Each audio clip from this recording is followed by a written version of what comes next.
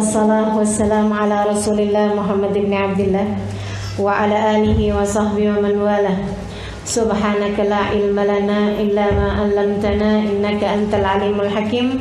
Rabbi shrah li sadri wa yassir li amri wahlul 'uqdatan min lisani yafqahu qawli, amma ba'du. Alhamdulillah, saudari-saudariku sekalian yang saya muliakan, dan kita kajiannya pada hari ini adalah mengenai dosanya telinga, yaitu tutup telingamu, tenanglah hidupmu, gitu ya. Nah, sebelum kita awali, marilah kita baca suratul Fatihah sekali lagi.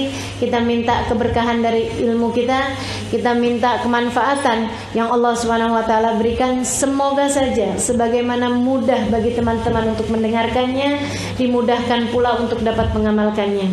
Sebagaimana mudah-mudahan Allah mudahkan bagi saya untuk menyampaikannya, Allah mudahkan pula bagi saya untuk dapat mengamalkannya dalam kehidupan. Dan mudah-mudahan sebagaimana kita semuanya dihadirkan pada hari ini untuk mendengarkan kajian ini, semoga saja di hari akhirat nanti kita dikumpulkan dengan baginda Nabi besar Muhammad sallallahu alaihi wasallam, dimasukkan ke dalam surganya.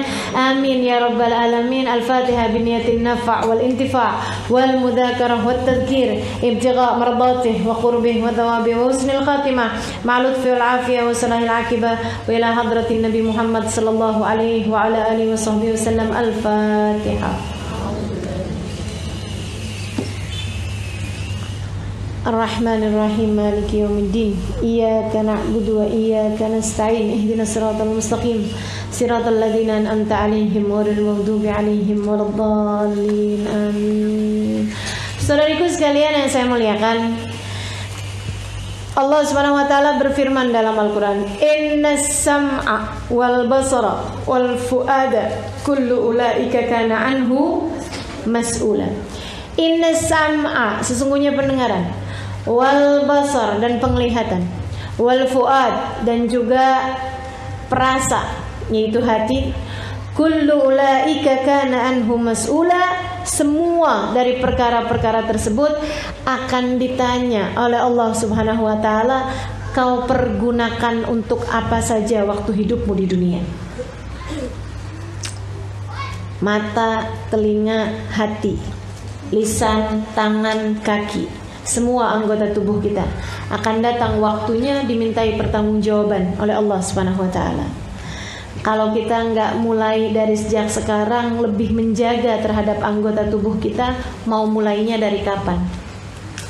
Kayaknya udah harus periksa-periksa, karena saudaraku sekalian, umur yang tersisa belum tentu lebih panjang dari umur kita yang sudah kita jalani.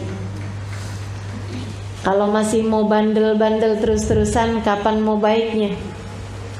Kalau enggak bersegera untuk memperbaiki diri, saya enggak yakin kita masih dikasih kesempatan oleh Allah Subhanahu wa taala untuk melakukannya di esok hari. Ibarat orang nyasar nih, kita nih udah harus cepet-cepetan puter balik. Kalau diterus-terusin takutnya jadi kelamaan, akhirnya jadi kejauhan, gak keburu buat berada di tempat yang semestinya, gitu ya.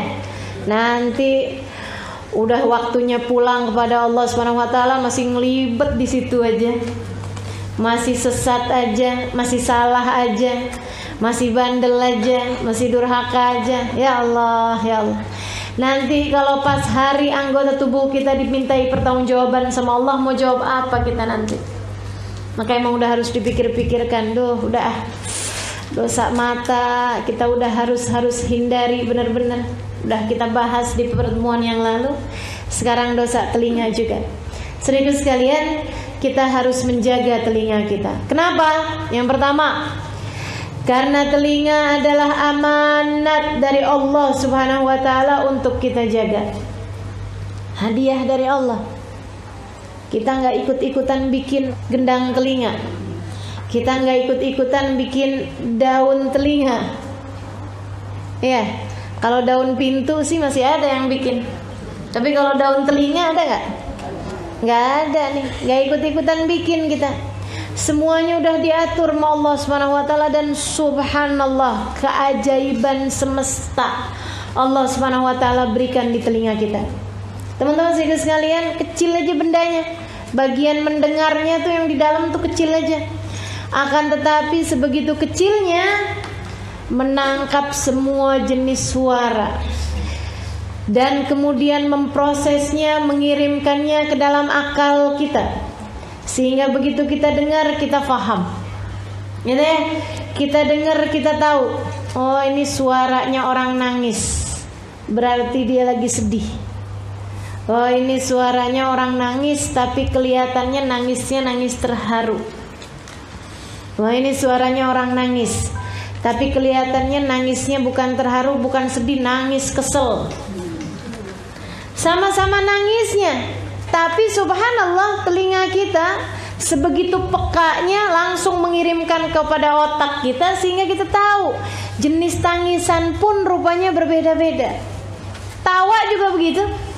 Kita kedengeran suara tawa nih, teman-teman sedikit sekalian. Kita kedengeran suara ketawa, ada yang ketawa seneng, ada yang ketawa mengejek, gitu kan ya? Ada lagi yang ketawa apa? Ketawa sedih, udah gak? Subhanallah. Bahkan ketawa sekalipun, begitu ya, itu tuh bisa beda-beda. Ketawanya bayi bisa menyenangkan kita dengar di siang hari, tapi bisa jadi sesuatu hal yang menakutkan kalau kita dengar di malam hari, terutama kalau di rumah tersebut nggak ada bayi. Horor ya. Jadi teman-teman sedikit sekalian, luar biasa sekali telinga kita ini dalam masalah mendengarkan suara-suara. Kita bisa bilang, wah ini suaranya enak bener nih. Ah ini suaranya bikin pusing. Nah ini suaranya empuk. Suaranya garing. Suaranya serak-serak becek. Suaranya serak-serak basah. Suaranya wah luar biasa gitu. Bahkan hanya dari suara aja itu kita bisa tahu rasa hati kita ketika mendengar suara tersebut, gitu ya. Masya Allah, luar biasa. Hadiah dari Allah Subhanahu Wa Taala. Tuh kalau lagi bahas telinga gitu, dikasih macam-macam jenis suara buat kita dengar. Teman-teman sedikit sekalian, hadiah dari Allah Subhanahu Wa Taala. Karenanya mesti kita pakai sesuai dengan maunya Allah.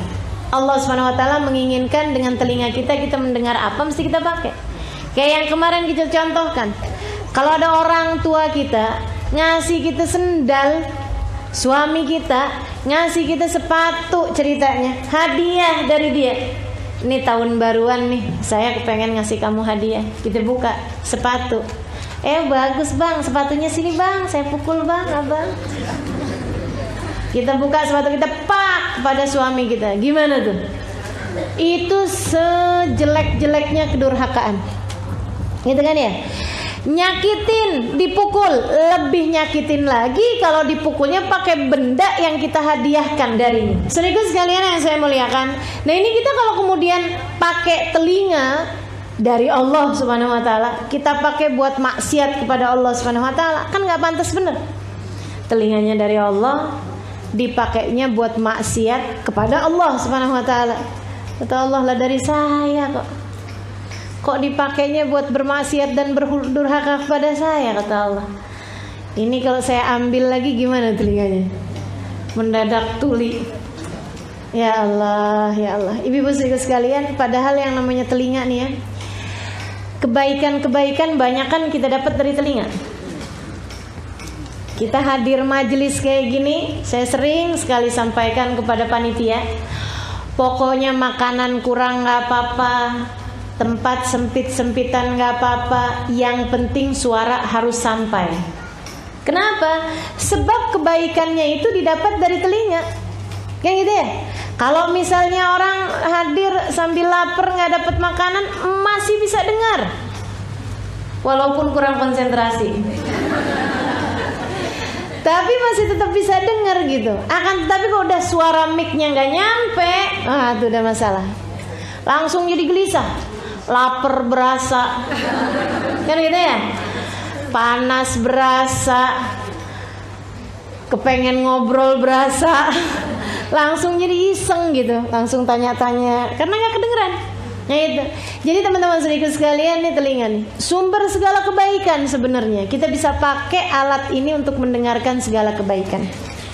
Makanya mesti kita pakai sesuai dengan apa yang Allah Subhanahu wa taala inginkan. Kita jaga telinga kita sebab ianya adalah amanat dari Allah Subhanahu wa taala untuk kita sekalian. Kita harus pakai sesuai dengan sang pemberi amanat. Kita harus pakai sesuai dengan sang pemberi hadiah berupa telinga ini, yaitu Allah Subhanahu wa ta'ala. Yang kedua, kenapa kita bisa jaga telinga kita? Karena saudaraku sekalian, telinga itu pintu terbuka menuju hati. Yang di dalam hati kita nih terpengaruh sama apa yang kita lihat dan juga apa yang kita dengar. Pintunya hati ini cuma dua doang, mata sama telinga. Kemarin kita udah bahas betapa sangat berpengaruhnya apa yang dilihat kepada apa yang ada dalam hati. Nah kan demikian pula dengan telinga kita juga begitu. Jadi sekalian, apa yang kita dengar bakalan ngaruh kepada hati kita, bakalan ngaruh kepada hati kita. Makanya pandai-pandailah mendengar yang baik-baik, dan pandai-pandailah pula menyaring untuk apa yang disisakan di hati dan apa yang harus dibuang keluar dari hati kita. Kan begitu ya? Mau saudaraku sekalian, dengar yang gak enak jangan disimpan di hati. Dengar kata-kata yang kotor-kotor jangan disimpan di hati. Dengar kalimat-kalimat yang tidak menyenangkan jangan disimpan di hati. Kenapa? Karena hati adalah hal terindah yang Allah karuniakan dalam diri kita. Ngapain kita simpen yang jelek-jelek di dalamnya? Nah ini pintu pembuka masuknya sesuatu ke dalam hati adalah telinga. Makanya mesti pinter-pinter jagain telinga. Jagain, jangan mau denger yang gak enak. Kalau kemudian kedengeran, mesti pinter-pinter mana yang dikeluarkan, mana yang dimasukkan ke dalam hati. Saudaraku sekalian yang saya muliakan, ada seorang perempuan solehah, jadi istri baiknya luar biasa, Masya Allah. Dia ditanya sama orang, dia bilang, duh gimana sih caranya? Dalam sebuah wawancara dia diwawancarain. Dia bilang, gimana modelnya sih bisa jadi istri sampai kayak baik solehah gitu? Suaminya gak pernah marah? Pernah, dia bilang. Terus kalau suamimu marah gimana? Saya dengerin aja. Saya dengerin, saya masukin, tapi saya liatin yang bagus-bagusnya saya masukin dalam hati, yang gak bagus-bagusnya saya lewatkan aja. Jadi kalau dia lagi ngatain saya yang gak enak ya saya lewatin aja, pas. Iya ya, next gitu. Kalau yang bagus-bagus baru saya ingat-ingat. Pembelajaran saya ingat-ingat. Sampai dia selesai marah. Udah bisa selesai marah, biasanya dia masuk kamar. Habis dia masuk kamar, berapa menit kemudian saya pergi ke dapur. Saya bikinin dia makanan-makanan yang dia suka. Goreng tempe, goreng pisang, kasih keju, jadi lapar. Bikinin teh manis. Dia bilang habis gitu baru saya samperin suami saya taruhin makanannya. Enak nih bang, makan bang. Bang minum. Dia pun kemudian mau makan, minum. Habis itu dia bilang, maafin saya ya, tadi saya lagi marah sama kamu. Oh nggak apa-apa bang, saya maafin. Saya tuh tadi tuh kebawaan kesel sih. Sebenarnya kamu tuh kan nggak gitu juga. Terus dia ngomong, ya saya sebenarnya beruntung sih punya istri kamu. Dia ngomong gitu, bujuk-bujukin istrinya. Terus yang wawancara itu nanya, kamu percaya? Ya percayalah. Suami kamu waktu bujukin kamu ngomong gini gitu, kamu percaya? Percaya. Kenapa gitu? Dia lagi ngomong gak enak aja saya percaya. Masa pas dia lagi ngomong enak saya gak percaya? Rugi saya. Bener banget. Kita kan seringnya gak kayak gitu. Kalau dia ngomong yang enak-enak itu suka lupa. Tapi giliran dia ngomong yang gak enak, seumur hidup kita gak bakal lupain. Sampai katanya orang laki-laki, ya Allah, Guru ahli sejarah tuh emang mestinya perempuan. Nggak bakalan lupa ucapan suaminya sampai bertahun-tahun. Pantes jadi guru sejarah, katanya gitu. Ya Allah, ya Allah. Teman-teman sedikit sekalian saya muliakan. Jadi gitu tuh. Hati itu akan memuat apa yang didengar sama telinga. Karenanya mesti pinter-pinter jagain telinga. Mesti milih-milih mana yang mesti kita dengerin, mana yang kita nggak dengerin. Kalau kemudian terdengar akan beda. Kalau terdengar mesti pinter-pinter jadi satpam untuk menilai mana yang boleh dimasukin, mana yang enggak. Kalau ada perampok mau nyuri rumah, masa kita masukin? Kalau ada orang mau ngebakar rumah, masa kita masukin? Teman-teman sedikit sekalian saya muliakan, kalau ada orang mau ngebom rumah, masa kita masukin?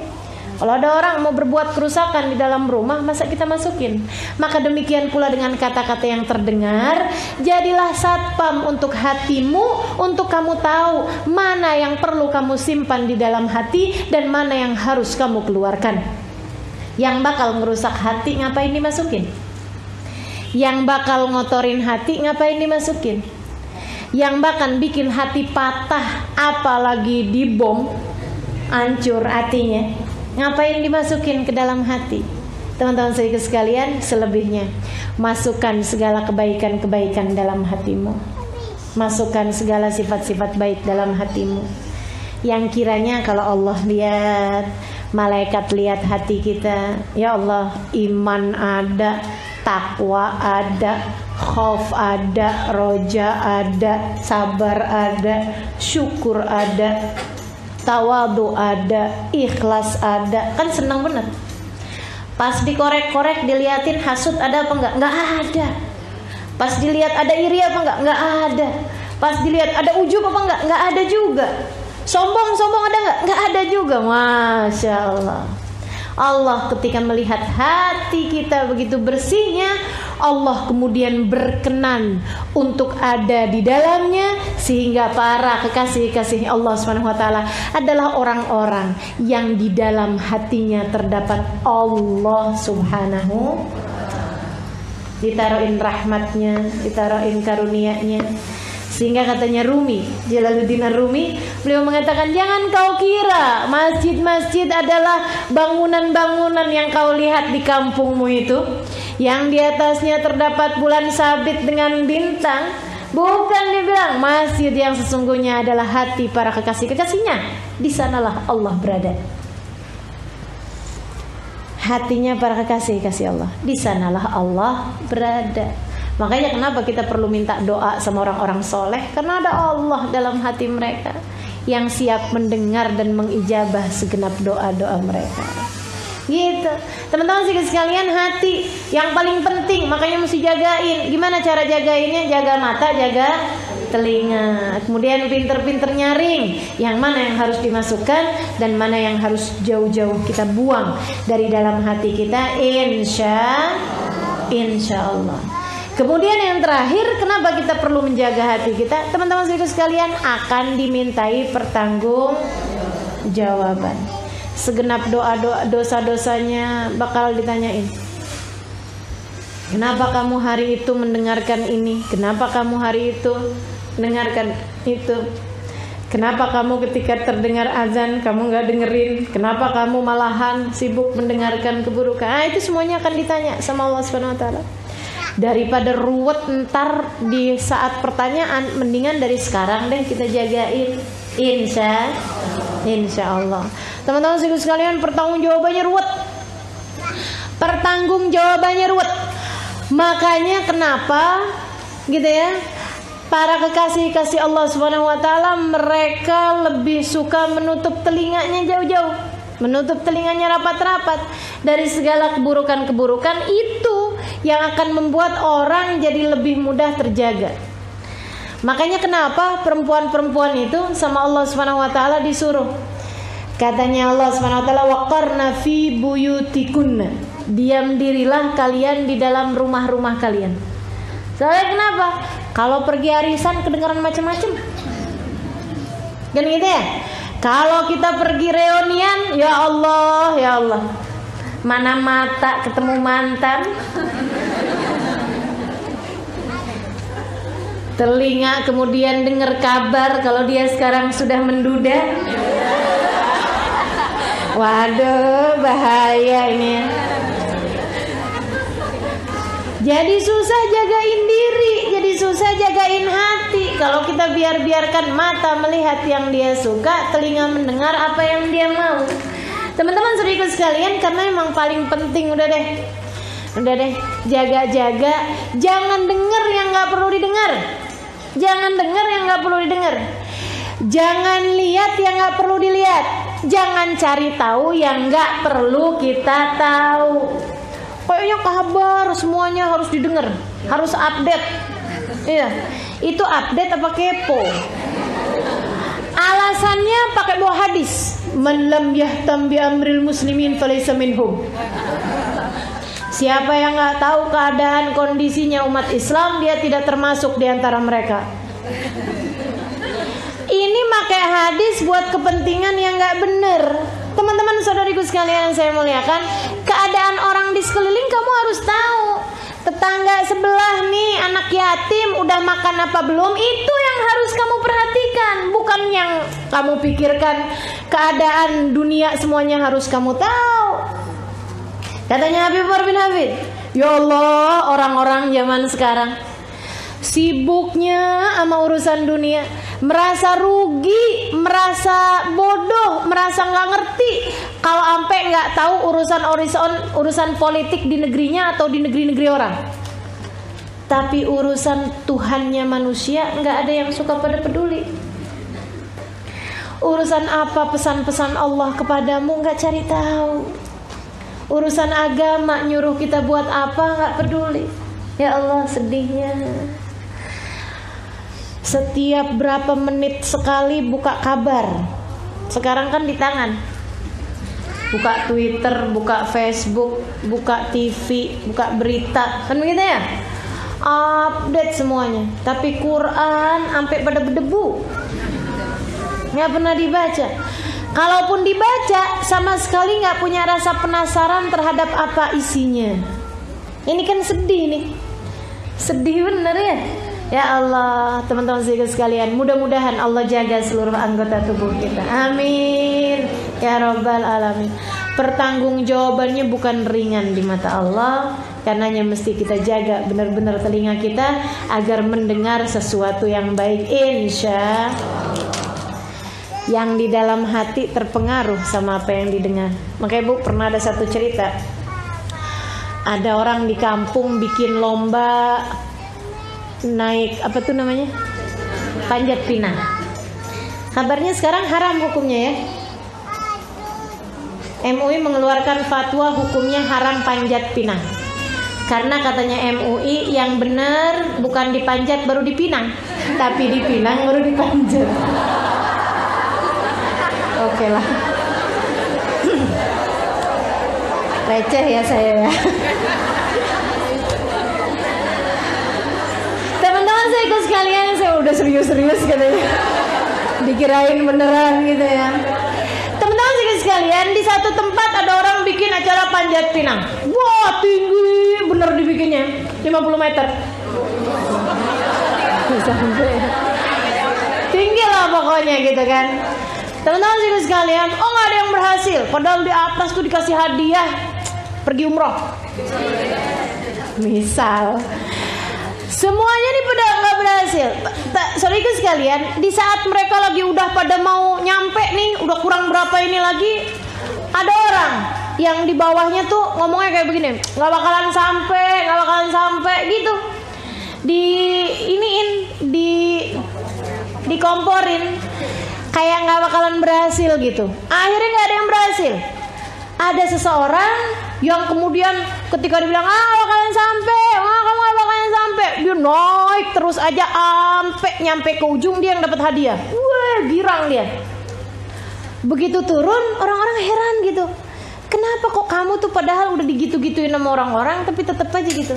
Oh, emang orang-orang lagi gituin saya ya? Saya kan budek.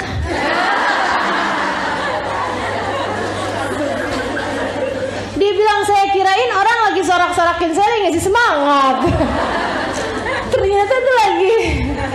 Ya Allah, ya Allah. Jadi kadang-kadang perlu kayak gitu ya.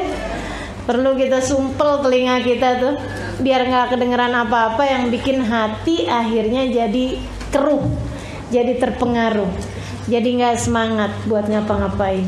Nah, mudah-mudahan dah Allah SWT jaga anggota tubuh kita, insyaallah. Amin. Teman-teman saudaraku sekalian yang saya muliakan, itu kenapa kita harus jaga hati. Nah, sekarang nih jaga telinga. Sekarang kita mau bahas apa aja sih dosanya telinga. Coba kepikir, dosanya telinga apa aja?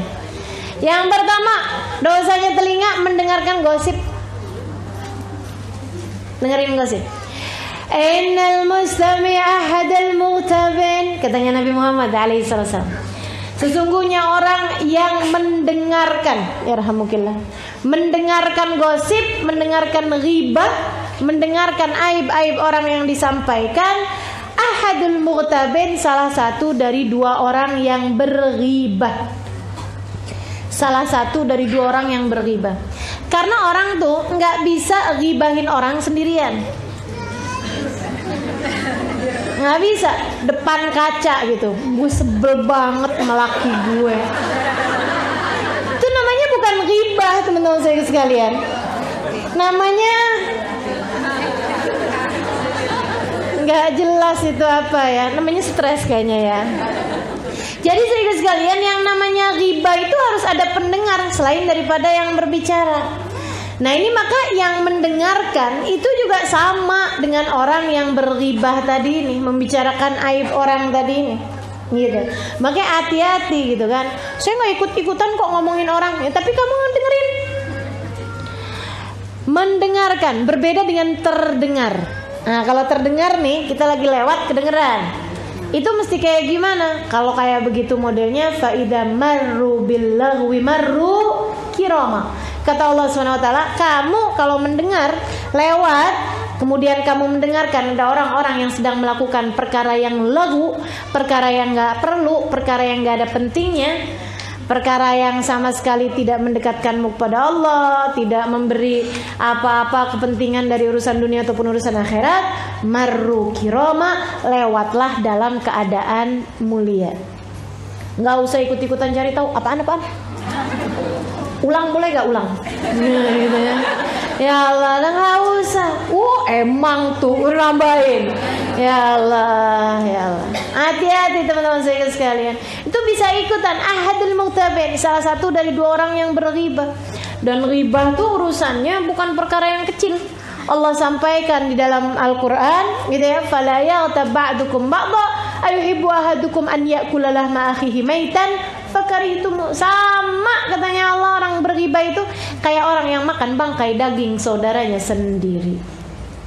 Ngeri amat. Maka teman-teman saya sekalian, kalau ngeliatin ada orang lagi pada ngomongin orang, itu sama aja kayak kita lagi ngeliatin orang yang lagi makan bangkai saudaranya. Mau ikutan apa nggak kira-kira? Nggak deh, gitu kan? Kayak gitu aja. Ya tapi jangan menunjukkan rasa jijik gimana gitu. Kalian lagi pada ngomongin orang ya? Gimana? Udah kenyang? Udah kenyang? Sadis ya. Ya Allah, sini dong duduk barengan sama kita. Sorry ya. Itu namanya nggak kiroma itu ya, nggak dalam keadaan mulia. Tapi dalam keadaan mulia itu yang iya nih masih ada keperluan yang lain, maaf ya, gitu. Jalan aja gitu. Kamar mandi mana? Gitu kan? Atau apalah segala macam cara untuk membuat kita menghindar dari keadaan yang seperti itu. Gitu teman-teman sekalian, hati-hati sama ghibah. Jangan sampai kita masuk, alhamdulillah nggak dengerin ghibah, alhamdulillah nggak ghibah, tapi kemudian kita menjadi orang yang mendengarkan ghibah, sehingga kita pun termasuk di antara dosanya orang yang berghibah tersebut. Gitu. Mendengarkan gosip. Mendengarkan gosip di TV gimana Ustaz? Sama aja. Sama aja. Makanya ibu-ibu nih, terutamanya yang tidak berkegiatan gitu ya, maksudnya nggak kerja, nggak apa gitu kan, di rumah gitu. Ibu-ibu serius sekalian, saya sarankan jangan suka pada ngedengerin infotainment. Emang semua infotainment ghibah? Nggak semua, tapi banyak yang ghibah. Kalau beritanya itu berita-berita yang baik sih nggak masuk ghibah ya. si ini kawin sama si ini, nah itu nggak ghibah. Akan tetapi kalau beritanya perceraian, si istri ngejelekin suaminya, suami ngejelekin istrinya, abis-abisan, waduh, belum lagi pertengkaran antara artis ini sama artis itu, gitu ya, belum lagi kita ngata-ngatain dia, begini begitu segala macam, aduh, itu termasuknya ghibah, mana susah lagi minta maafnya.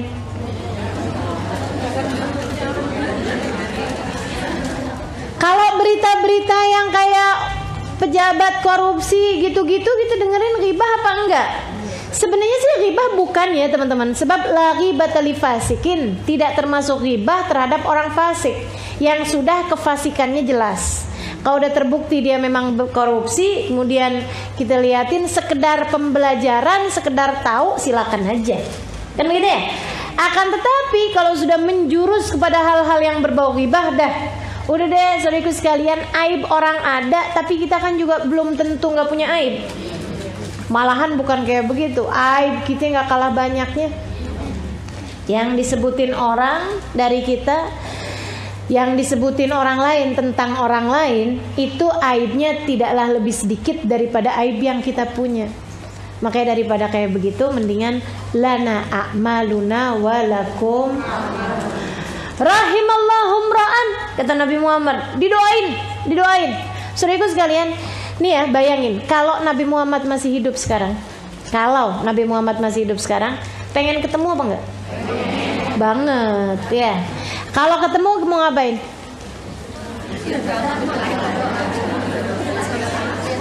Saya tahu kalau ketemu mau ngapain? Minta doa. Bener apa enggak? Kalau ketemu kita mau minta doa sama Nabi atau ngajak selfie. Aduh, ini ya orang-orang zaman sekarang nih, ketemu sama siapapun ngajak selfie. Saya bisa ngebayangin, untung Nabi Muhammad udah nggak ada nih.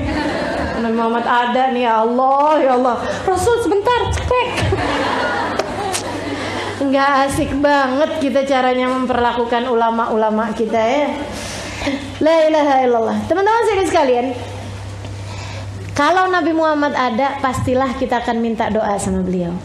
Nah ini, saya kalau pelajarin waktu hidupnya Nabi itu ada orang-orang yang masa hidupnya Nabi udah didoain Nabi. Salah satunya, rahimallahum ra'an a'ana ala ibnihi libirrih.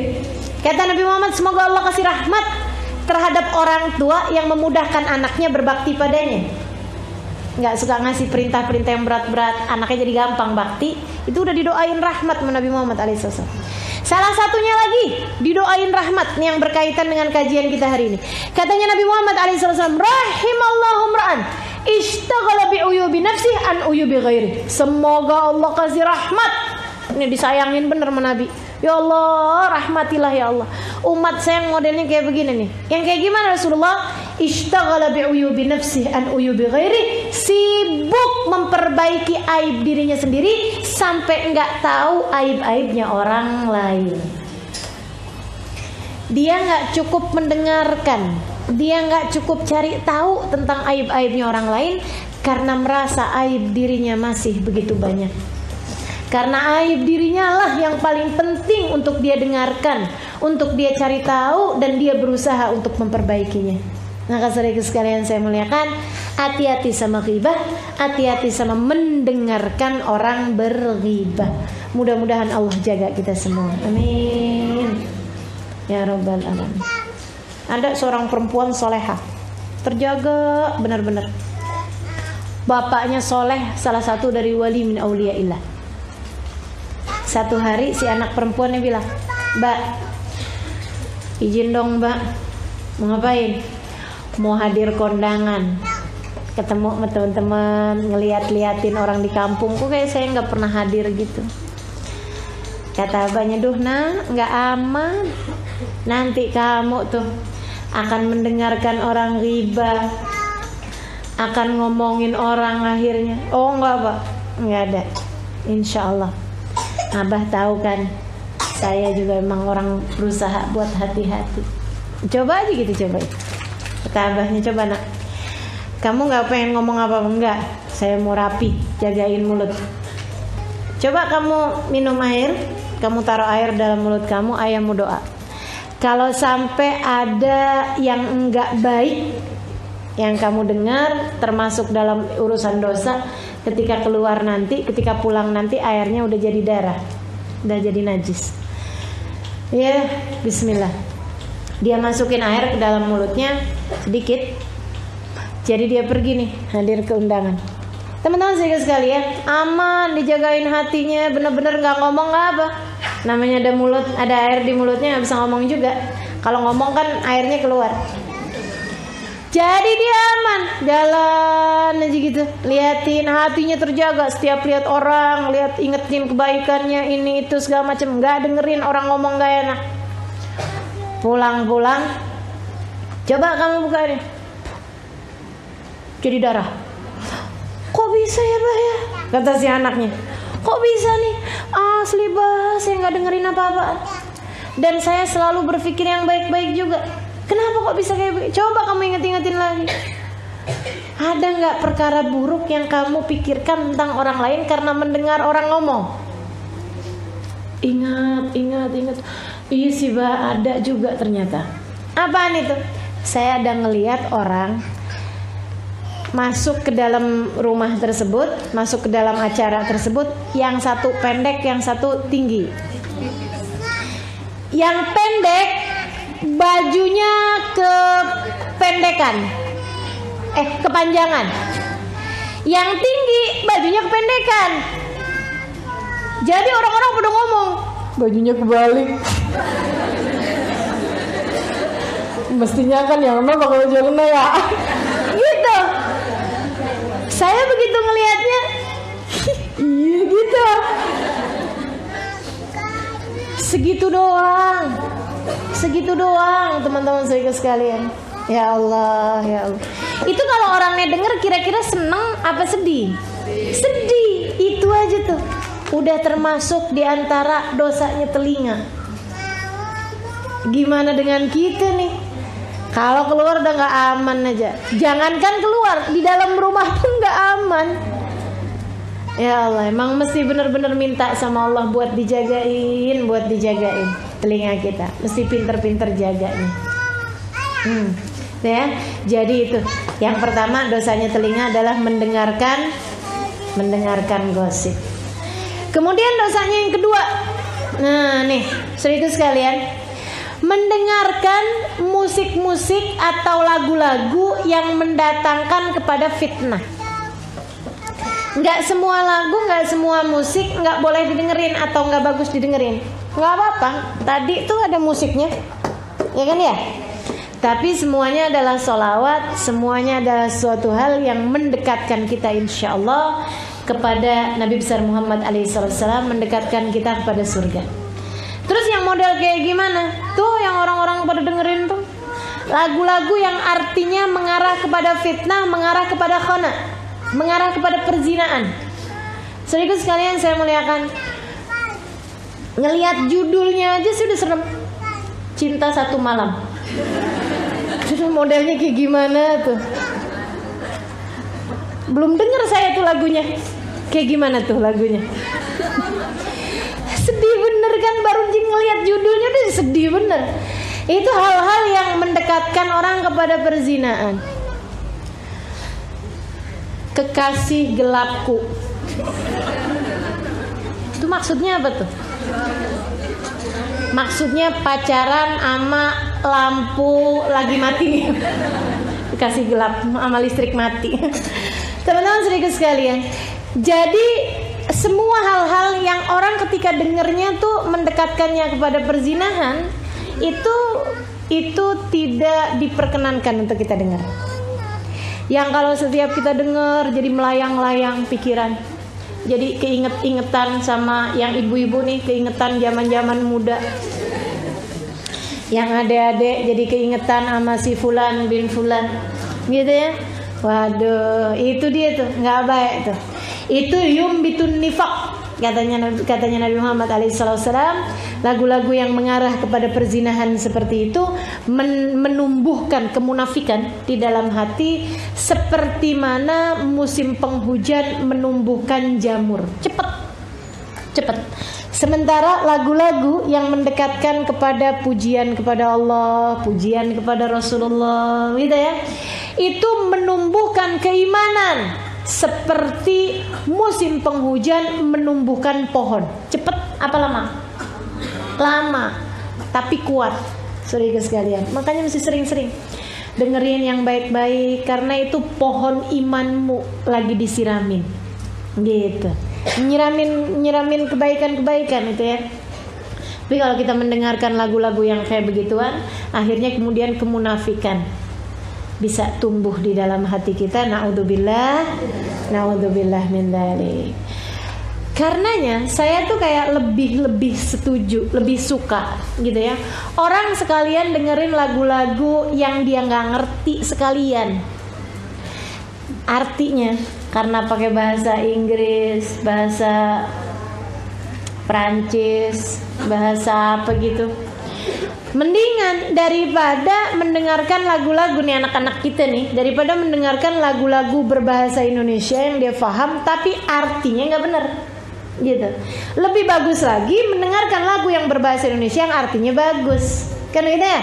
Itu yang artinya bagus-bagus kan masih banyak. Lagu-lagu yang religius misalnya, atau lagu-lagu yang gak religius kan juga, yang tentang ayah ada, yang tentang ibu ada, gitu ya, yang tentang hal-hal kebaikan-kebaikan untuk tidak berputus asa, kan banyak juga gitu. Jadi kita mesti selektif, pinter-pinter. Jauh lebih bagus lagi kalau yang kita didengarkan oleh kita dan anak-anak kita adalah lagu-lagu yang misalnya sholawat, lagu-lagu yang puji-pujian kepada para kekasih-kasihnya Allah SWT, seperti itu. Kalau mendengarkan musik, mendengarkan lagu itu hukumnya apa, Ustazah? Nah ini nih kita bahas coba. Teman-teman saudaraku sekalian yang saya muliakan, ada perbedaan pendapat di antara para ulama mengenai musik. Sebenarnya gini, ada kesepakatan di antara ulama mengenai musik yang halal, musik yang mubah, musik yang boleh. Musik yang boleh salah satunya nih yang ada di depan kita ini. Ini musik-musik yang boleh. Termasuk juga kalau di alat-alat musiknya yang inian tuh kayak angklung, alat musik yang dipukul ya, kayak bass, kayak drum band tuh, ya kan, dung itu nggak apa-apa tuh, itu boleh-boleh aja. Itu kan musiknya sama aja, kayak ibu-ibu mukul panci. Kan nggak jauh bedanya ya suaranya, kayak ibu pukul galon air, sama aja gitu. Jadi itu memang enggak haram. Kalau ada orang yang mengharamkan musik secara mutlak, ini menurut saya enggak tepat. Menurut saya enggak benar gitu. Bukan hanya menurut saya, menurut para ulama enggak tepat kalau musik, semua musik haram.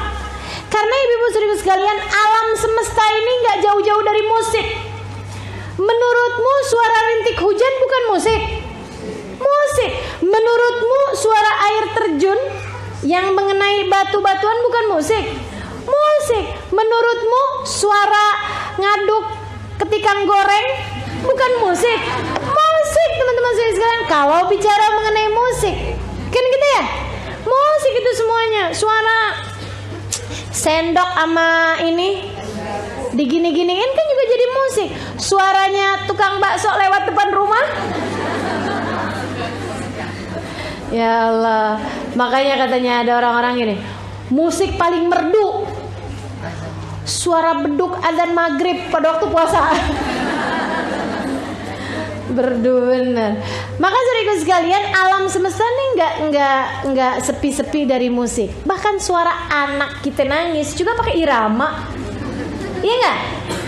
Makanya kalau anak nangis, nak iramanya yang bagusan dikit apa? Coba ganti kunci. Ya Allah, ganti nada.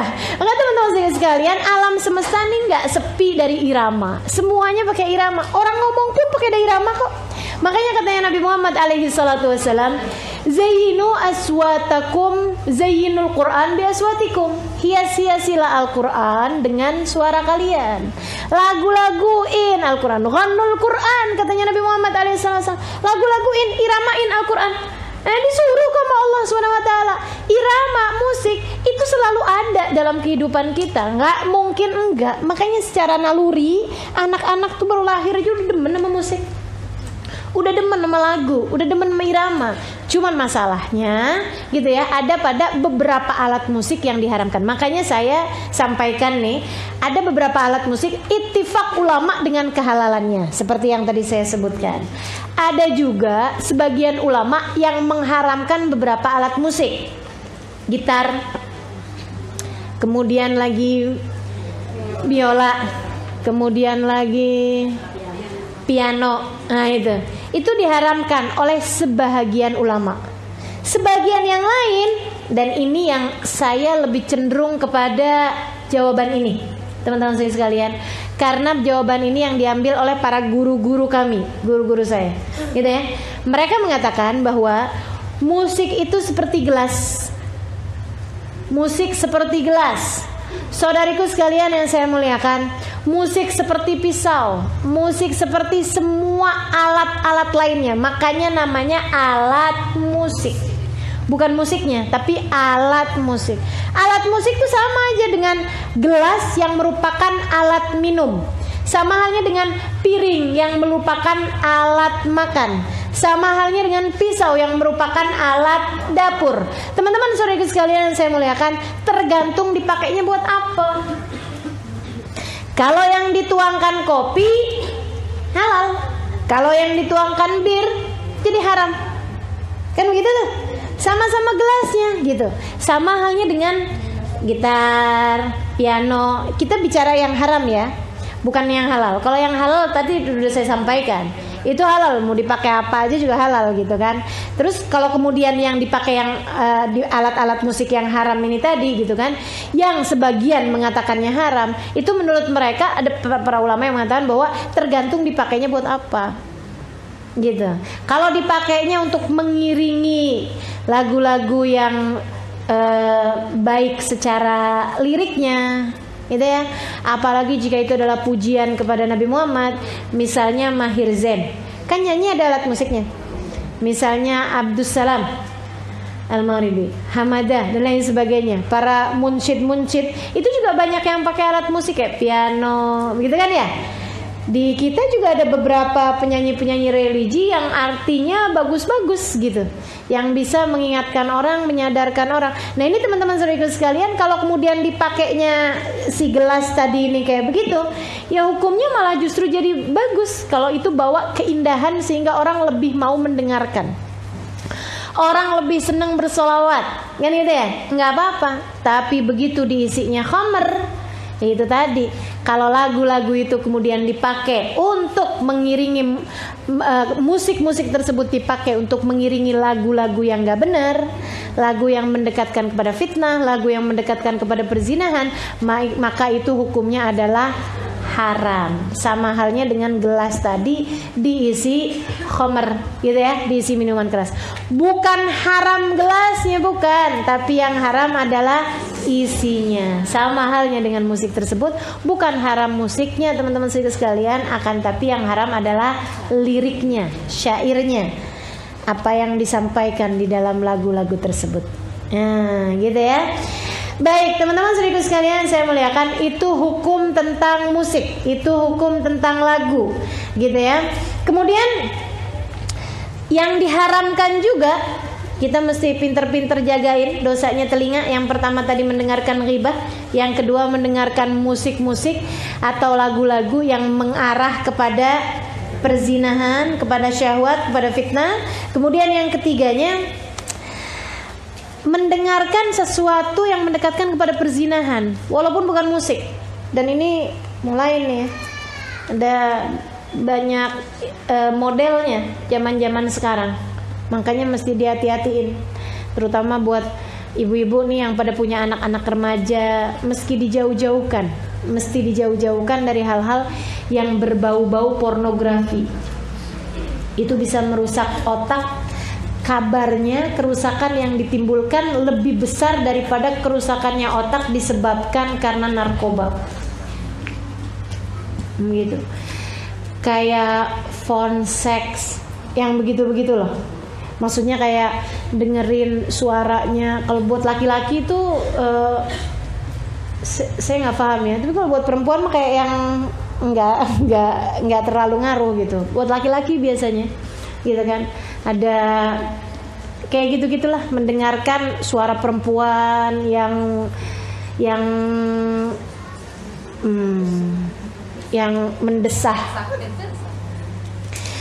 mendesah-desah gitu ya. Nah, itu semuanya hukumnya adalah haram. Karena perbuatan zina itu yang haram bukan hanya zinanya, akan tetapi segala sesuatu yang mengarah kepada perzinahan. La taqrabuz zina innahu kana fahisyatan wa sa'a sabila. Kemudian saudara sekalian, yang juga merupakan dosanya telinga, mendengarkan omongan orang yang gak kepengen didengerin, nguping, nyensor, kemudian lagi mendengarkan percakapan-percakapan yang orangnya gak kepengen didengerin. Itu hukumnya adalah haram, gitu kan. Orang lagi berantem suami istri kita dengerin, yasma'un kalaman wahum lahu karihun, mendengarkan sesuatu dan mereka nggak kepengen suara tersebut didengerin. Karenanya kemudian menjadi haram orang bertiga kemudian dua orang berbisik-bisik, itu haram hukumnya. Jadi kalau kita lagi bertiga gitu ya, kemudian dua orang, satu sama dua, A sama B gitu ya, bisik-bisik dengan mengindahkan si C. C-nya jadi nggak tahu kan apa yang dibisikin, itu hukumnya haram. Kenapa bisa kayak begitu? Karena kan akan melukai perasaannya si C. Dan lagi pula orang kayak begitu tuh ibu-ibu sekalian, walaupun apalagi saling kenal ya, nggak kenal aja langsung jadi ngeliatin dirinya, kenapa nih saya? Merasanya dia yang lagi diomongin. Padahal bisa jadi bukan begitu, kan gitu ya? Bisa jadi bukan dia yang diomongin. Tapi kalau udah yang namanya berbisik-bisik di tengah tiga orang, dua orang A sama B bisik-bisik, itu hukumnya haram. Karena melakukan sesuatu hal yang membuat si yang ketiganya menjadi tersakiti. Termasuk juga diantaranya adalah kalau ada orang lagi ngomong sesuatu yang nggak kepengen didengar, kita jangan coba-coba untuk cari tahu, cari dengar gitu ya. Apaan nih? Kira-kira ngomong apa sih? Ya Allah, nguping itu nggak bagus. Itu termasuk dari dosa-dosanya telinga. Dosanya telinga yang berikutnya, saudara sekalian, tidak mendengarkan azan. Jadi kita kalau lagi ada azan itu kita bisa dengerin. Hukumnya wajib untuk mendengar azan dan menjawabnya. Kalau kedengeran azan, dengan beberapa persyaratan. Satu, syaratnya azannya live, azannya secara langsung.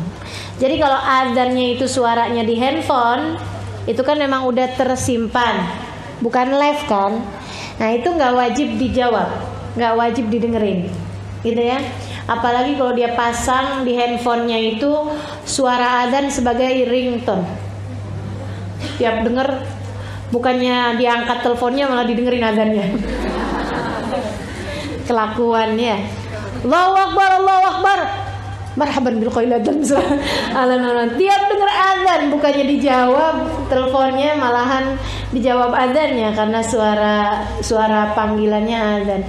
Jadi teman-teman saya sekalian, suara azan itu wajib didengarkan, satu kalau dia adalah live secara langsung. Kemudian yang kedua, memang waktunya azan.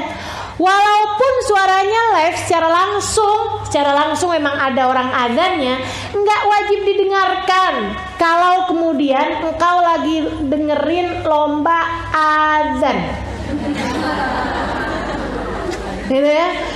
Tiap orangnya azan, marhaban bil qailatan, marhaban bisalatin, Allahu Akbar, Allahu Akbar, Allah, terus jadi jawabin azan karena lagi jadi juri. Ya enggak tuh. Jadi yang sesuai dengan waktunya. Satu, live. Kedua, sesuai dengan waktunya. Yang ketiga, suara adzan yang terdekat. Jadi kalau walaupun live tapi suara adzannya itu jauh, atau suara adzannya itu beruntun. Banyak kan ya, kadang saya apalagi kalau deket rumah kita dengan musola, dengan masjid, suara adzan satu kedengeran, itu nggak semuanya wajib kita jawabin. Akan tetapi kita wajib mendengarkan yang terdekat. Kalau sama-sama dekatnya, sama-sama jelasnya, kita wajib menjawab hanya yang pertama. Jelas ya? Jadi kalau suara adzan berturut-turut, yang wajib kita dengarkan hanyalah yang pertama. Kalau kemudian jelas suara adzan yang pertama. Kalau suara adzan yang pertama nggak jelas, maka yang wajib didengarkan adalah yang paling jelas atau yang paling dekat dengan tempat kita. Seperti itu. Jadi teman-teman saudara sekalian, ini mengenai adzan. Dan kalau kita bicara tentang adzan nih, saudara sekalian yang saya muliakan, ada beberapa hal yang kita sunnah untuk lakukan ketika suara adzan terdengar. Pertama, ketika dengar suara adzan, Allahu Akbar, kita disunnahkan untuk mengatakan marhaban bil qaili adlan, marhaban bis salati ahlan wa marhaban. Marhaban bil qaili adlan, marhaban bis salati ahlan wa marhaban. Nah, itu dicatat kebaikan-kebaikan yang banyak tuh. Apalagi jika diiringi dengan rasa sukacita. Alhamdulillah, ketemu duhur lagi, sholat lagi, alhamdulillah. Ketemu asar lagi, alhamdulillah. Marhaban bil qaili adlan, marhaban bis salati ala marhaban. Selamat datang wahai yang menyampaikan panggilan yang paling adil, panggilan yang terbaik. Selamat datang wahai salat, selamat datang penghadapan kami kepada Allah Subhanahu wa taala. Gitu. Teman-teman sekalian, dengan rasa sukacita. Saya alhamdulillah sukacita ketika mendengar adzan maghrib di bulan Ramadan. Semuanya kayaknya ya. Tapi kalau buat rasa senang setiap kali mendengar adzan, ini memang urusannya sama hati, teman-teman sekalian. Kita masih lebih sering kalau dengar adzan gini, udah duhur aja. Ntar kedengeran asar, udah asar aja, perasaan baru aja duhur. Kayak waktu kejar-kejaran banget, cepet banget gitu jalannya. Maka saudara sekalian, itu kita sunnah tuh. Habis itu kemudian Allahu Akbar, kita dengerin, kita jawabin yang sama. Asyhadu an la ilaha illallah, kita dengerin, kita jawabin yang sama. Asyhadu an la ilaha illallah. Asyhadu anna Muhammadar Rasulullah, kita dengerin, kita jawabin yang sama. Kemudian kita cium. Ini satu amalan berfadilah yang disampaikan oleh para ulama-ulama kita. Ya, kalau dicari hadisnya kayaknya nggak ketemu. Sekurangnya sampai sekarang saya belum nemu hadisnya. Tapi silahkan diamalkan karena fadilahnya indah. Siapa yang waktu kedengaran azan asyhadu anna Muhammadar Rasulullah, dia cium dua jarinya seraya mengatakan marhaban bi habibi wa qurrat aini Muhammad sallallahu alaihi wasallam, kemudian mengusapkan di dua matanya, insya Allah seumur hidupnya nggak akan kena kebutaan, nggak akan buta, dan nggak akan menjauhkannya dari sakit mata. Insya Allah jauh dari sakit mata, gitu ya. Jadi yang lagi pada sakit-sakit mata, yang harus pakai kacamata, gitu ya, atau yang ngerasa takut nih jangan-jangan ntar buta nih, udah baru umur segini aja udah kacamatanya tebal bener. Nah, coba tuh diamalkan itu. Setiap kali dengar asyhadu anna Muhammadar Rasulullah, kita cium dua jari kita, dua jempol kita, jempol tangan ya, jempol tangan sendiri ya. Ntar jempol tangan orang lagi kita cium, sambil bilang marhaban bi habibi wa qurrat aini Muhammad sallallahu alaihi wasallam. Kemudian kita usapkan di kedua mata kita. Kemudian lakukan yang seperti itu 3 kali berturut-turut. Kebayang nggak? Kebayang ya? Jadi begitu. Asyhadu anna Muhammadar Rasulullah, marhaban bi habibi wa qurrat aini Muhammad sallallahu alaihi wasallam. Marhaban bi habibi wa qurrat aini Muhammad sallallahu alaihi wasallam. Marhaban bi habibi wa qurrat aini Muhammad sallallahu alaihi wasallam. Nah itu. Kenapa bisa ada kayak begitu? Nah ini disebutkan, ada sejarahnya teman-teman. Dulu tuh Nabi Allah Adam alaihissalam ketika ditinggalkan di surga, yang pertama kali Allah ciptakan kan sebenarnya di antara para nabi-nabi secara rohnya, secara cahayanya bukan Nabi Adam, akan tetapi Nabi kita Muhammad sallallahu alaihi wasallam. Katanya Jabir bin Abdullah, ya Rasulullah, bi abi wa ummi akhbirni an awwali syai'in khalaqahu Allah qabla al-asya. Qala ya Jabir, inna Allah khalaqa qabla al-asya nura nabiyyika Muhammadin sallallahu alaihi wasallam min nuri. Katanya sahabat Jabir bin Abdullah, "Duh Rasul, saya mau nanya dong nih. Menurut saya penting bener nih, saya pengen tahu apa yang pertama kali Allah ciptakan sebelum segala sesuatu." Katanya Nabi Muhammad, "Wahai Jabir, yang pertama kali Allah ciptakan sebelum segala sesuatu adalah cahayanya Nabi Muhammad sallallahu alaihi wasallam. Allah ciptakan dari cahayanya Allah." Jadi ketika Allah kemudian menciptakan jasadnya Nabi Allah Adam alaihissalam, Allah simpankan cahaya tersebut. Pertamanya di kening. Nabi Adam heran aja, kenapa nih semua orang ngeliatin kening dia gitu. Kenapa sih Allah, kan belum ada kaca ya? Kenapa semua orang ngeliatin kening saya? Karena ada cahayanya Muhammad, aku simpankan di keningmu. Ya Allah, pindahin apa? Gak enak nih saya. Katanya Allah SWT, oke, baik, dipindahin. Dipindahin kemana? Teman-teman saudaraku sekalian, dipindahin kedua jari. Dua jarinya Nabi Adam, dua jempolnya Nabi Adam, jempol tangan. Nabi Adam senang liatin. Ini apa ya Allah? Cahayanya Nabi Muhammad yang kau minta pindahin dari dahi ke jempol. Wah, Masya Allah. Marhaban bi habibi qurrat aini Muhammad sallallahu alaihi wasallam. Gitu katanya Nabi Adam alaihissalam. Gitu ya. Makanya kemudian ada amaliyah seperti itu. Yang kemudian saya nggak mau ngamalin, nggak ada hadisnya, nggak apa-apa juga, nggak ada masalah. Tapi yang mau ngamalin kan nggak apa-apa juga, masalah buat lo kan enggak ya, seharusnya nggak jadi masalah. Ya mau ngamalin ya biarin, kata-katanya bagus juga kok. Kan gitu. Jadi teman-teman saya sekalian seperti itu, sampai kemudian Nabi Adam memilih untuk, ya Allah kayaknya nggak enak juga ya ini di tangan nih. Pindahin akhirnya kemudian ke sulbinya Nabi Adam alaihissalam. Teman-teman saudara sekalian yang saya muliakan, itu mengenai azan. Nanti kalau sampai di hayya 'alas shalah, hayya 'alal falah, kita jawabin dengan mengatakan la haula wala quwata. Allahu akbar, Allahu akbar, kita jawab sama. La ilaha illallah, kita jawab sama. Kemudian kita baca doa sesudah mendengar azan. Apa doanya?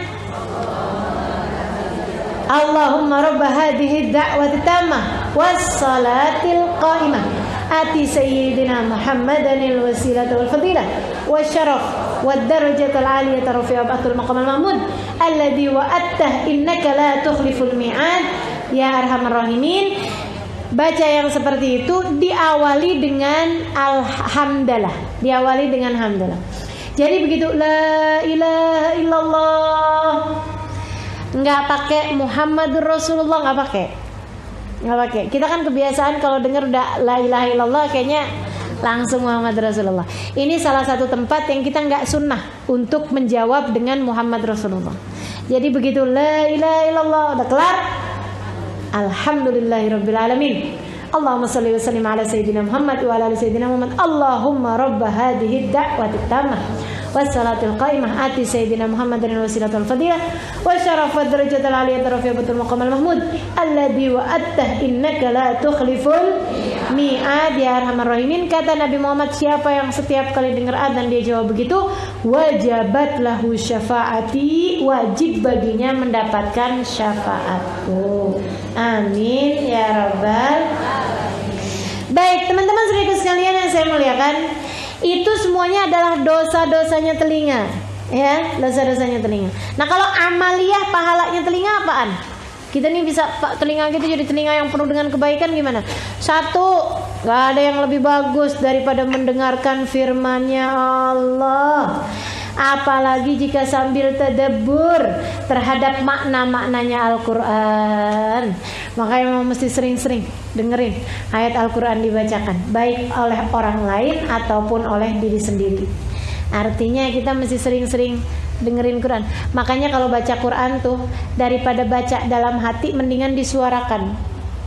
Terutamanya kalau nggak ada sesiapa di rumah kita, gitu ya. Kita bacanya mesti yang agak keluar suara.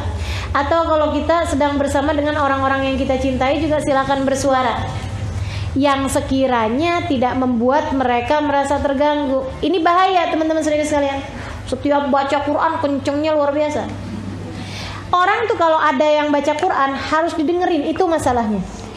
Itu masalahnya. Kalau kemudian anak-anak kita jadi merasa kayak gini, mama nih ampun, kan saya kan mau nonton ini mah, saya gitu. Yang akhirnya mereka jadi meremehkan Al-Quran yang kita baca, itu kan akhirnya jadi dosa. Daripada jadi bikin dosa, mendingan kalau kita baca Al-Quran yang rame-rame orang, lebih baik kita bacanya pelan-pelan aja. Atau kita menyingkir dari kerumunan orang sehingga kita bisa membacanya dengan bersuara. Karena membaca Al-Quran dengan bersuara itu lebih bagus daripada membaca Al-Quran tanpa suara. Dan karena memang teman-teman saudaraku sekalian yang saya muliakan, kenapa kita kalau membaca Al-Quran sunnahnya bersuara? Paham maksudnya bersuara? Kan bisa aja saya baca Al-Quran kayak gini,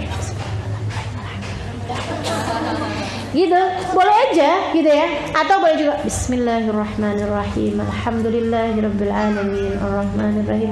Itu namanya bersuara.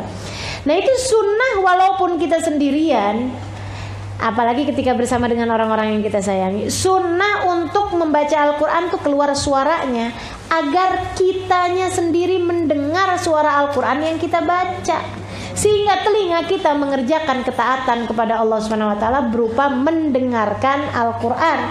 Yang kata Allah Subhanahu wa taala, "Idza quri'al Qur'an fastami'u lahu wa ansitu la'allakum turhamun." Apabila kalian dibacakan Al-Qur'an, maka kalian dengarkan dengan seksama dan diamlah, la'allakum turhamun, maka kalian akan dirahmati oleh Allah Subhanahu wa taala. Gitu.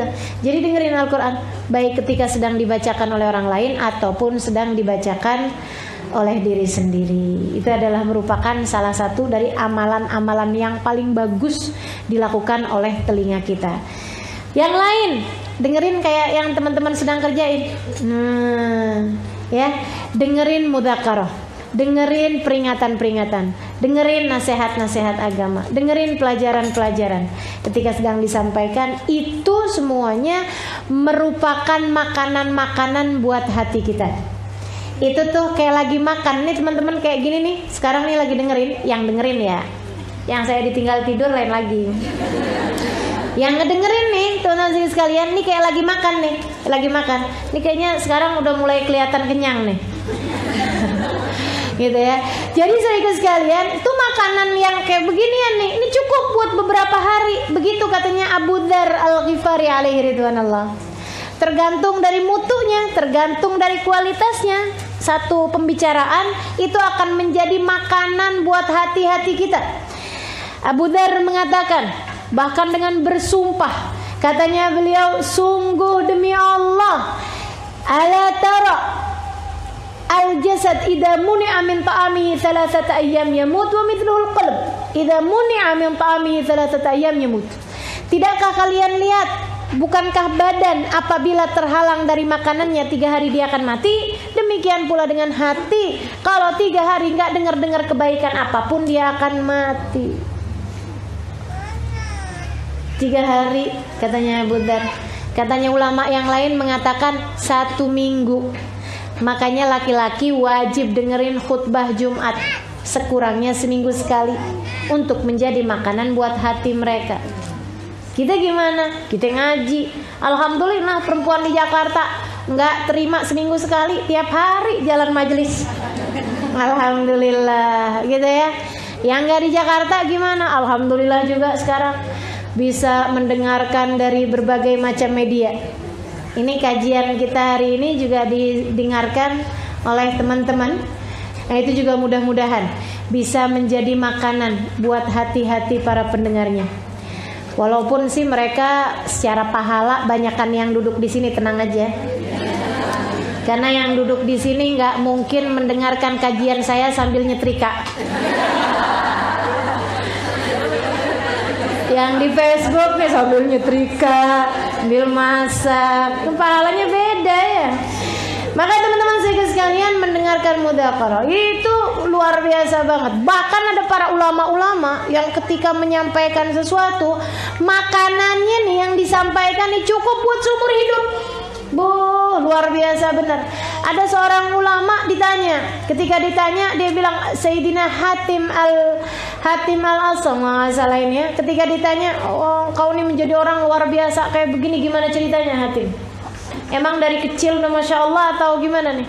Dia bilang enggak, akan tetapi bermanfaat bagi saya. Nafa'ani mau'ibatat Ibnu Semak. Dia bilang saya jadi kayak begini, jadi ahli ibadah, jadi orang yang memutuskan untuk meninggalkan dunia dan sibuk terhadap urusan akhirat karena bermanfaat bagi saya nasihatnya Ibnu Semak. Saya satu hari dengerin kajian dari Ibnu Semak, seorang ulama. Dia bilang Ibnu Semak mengatakan, "Man aqbal 'ala Allahi bi kulliyatihi aqbalallahu 'alaihi jumlah. Man a'rad 'anillahi bi kulliyatihi 'aradallahu anhu jumlah wa man kana sa'ah wa sa'ah kana Allahu lahu sa'ah wa sa'ah." Dia bilang siapa yang menghadapkan dirinya sepenuh hatinya kepada Allah, Allah pun menghadapkan seluruh rahmatnya kepada orang tersebut. Siapa yang berpaling dari Allah secara keseluruhan, Allah pun berpaling darinya secara keseluruhan. Dan siapa yang sesaat-sesaat, Allah pun baginya sesaat-sesaat. Dia bilang saya mendengar itu, gemeteran jiwa saya, dan saya memutuskan untuk menghadapkan seluruh hidup saya yang tersisa kepada Allah Subhanahu wa taala secara keseluruhan. Dan itu yang membuat saya menjadi orang yang seperti ini sekarang. Luar biasa, dapat nasihat dikitan doang udah manfaat seumur hidup. Kita ini terima tiap hari dapat nasihat. Mudah-mudahan ya. Biar kata gimana-gimana juga mudah-mudahan ada yang nyampe. Bagaimanapun la yastawil ladina ya'lamuna wal ladina la ya'lamun. Enggak sama orang yang pernah dengar sama orang yang enggak pernah dengar sama sekali. Enggak sama orang yang pernah tahu dengan orang yang enggak pernah tahu sama sekali. Gitu ya. Apalagi yang bermanfaat, dengerin puji-pujian tentang Nabi Muhammad. Makanya teman-teman sekalian, kenapa saya paling suka tuh kalau majelis-majelis saya awali dengan kalau nggak sholawatan, kalau nggak maulidan, gitu ya, kalau nggak baca burda, puji-pujian kepada Nabi. Kenapa? Karena gini, inda dzikri salihin tanazzalatir rahmat. Ketika disebut nama orang soleh, turun hujan rahmat. Ini baru disebutin namanya orang soleh. Bagaimana dengan namanya manusia yang paling soleh? Baginda Nabi besar Muhammad sallallahu alaihi wasallam. Nabinya orang soleh, teman-teman sekalian. Waduh, turun rahmatnya Allah. Jadi ketika kemudian majelisnya dimulai, rahmatnya udah turun. Kan enak saya, nggak usah susah-susah. Rahmatnya udah turun. Saya merasa nggak cukup percaya diri untuk menurunkan rahmatnya Allah. Tapi kalau udah rahmatnya Allah udah turun, kan enak jadinya. Sayanya juga kerahmatan. Ibu-ibu yang hadir juga kerahmatan, gitu ya. Semua yang hadir udah diturunin rahmatnya Allah, sehingga ketika kemudian nasihat demi nasihat disampaikan, nah itu rahmat yang diturunkan, menjadikan kita orang yang lebih mudah mengamalkan nasihat tersebut, mudah untuk masuknya nasihat tersebut ke dalam hati, dan mudah-mudahan mudah pula untuk dapat mengamalkannya, insya Allah. Saudariku sekalian yang saya muliakan, kemudian pakailah telingamu untuk banyak mendengarkan manusia, mendengarkan orang yang bukan haram tentu saja, mendengarkan yang perlu engkau dengarkan dari keinginan orang tuamu, keinginan suamimu, keinginan anak-anakmu. Itu akan menjadikan telingamu telinga yang luar biasa. Alladzina yastami'una al-qawla fayattabi'una ahsana. Fabashshir ibad, kata Allah, berikan kabar gembira pada hamba-hambaku. Siapa mereka ya Allah? Yang senang mendengarkan kebaikan dan mengamalkan yang terbaiknya. Gitu. Jadi istri akan jadi istri yang paling disayang sama suaminya kalau dia pandai mendengarkan suaminya. Apa maksudnya pandai mendengarkan? Kalau dia ngomong didengerin, itu iya juga. Teman-teman sekalian, kalau kita setiap kali dia ngomong kita dengerinnya bukan cuma pakai telinga, tapi pakai hati. lama-lama kita akan bisa mendengarkan bahkan yang nggak pakai disuarakan sama suami kita. Dia baru ngelirik doang kita udah paham. Apa yang dia mau tuh kita tahu gitu.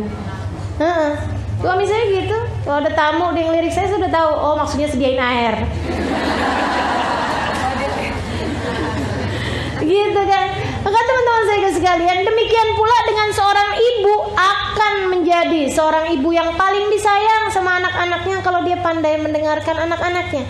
Bahkan yang nggak pakai disuarain, paham dia kenapa anaknya sedih, ngerti dia, udah nggak pakai ngomong, gitu ya. Lagi diajak jalan-jalan, anaknya ngelihat gerobak es krim, paham dia. Tahu langsung aja mau yang rasa apa nak, gitu. Masya Allah, ini orang yang kayak beginian bakalan paham. Dan ini kan menjadi media komunikasi yang paling bagus. Teman-teman saudara sekalian, orang tuh dikatakan komunikasinya bagus bukan yang satu berbicara, yang satu mendengarkan, bukan. Lebih daripada itu, komunikasi yang terbaik adalah ketika seseorang bisa mendengarkan apa yang disampaikan oleh pasangannya, oleh mukhatabnya gitu ya, orang-orang yang berhadapan dengan dia, meskipun tanpa dia harus mengucapkannya. Nah, itu udah komunikasinya paling bagus tuh yang kayak begituan. Caranya gimana? Selalulah bertanya apa yang orang lain inginkan dari dirimu, bukan bertanya apa yang bisa saya dapat dari orang lain. Memberi gitu ya, selalu aja gitu. Nanti lama-lama bisa tahu gitu. Jadi saya misalnya bisa paham gitu kan, nih yang paling diperlukan sama jamaah kira-kira mendengarkan apa nih. Nih kayaknya pada ngantuk nih.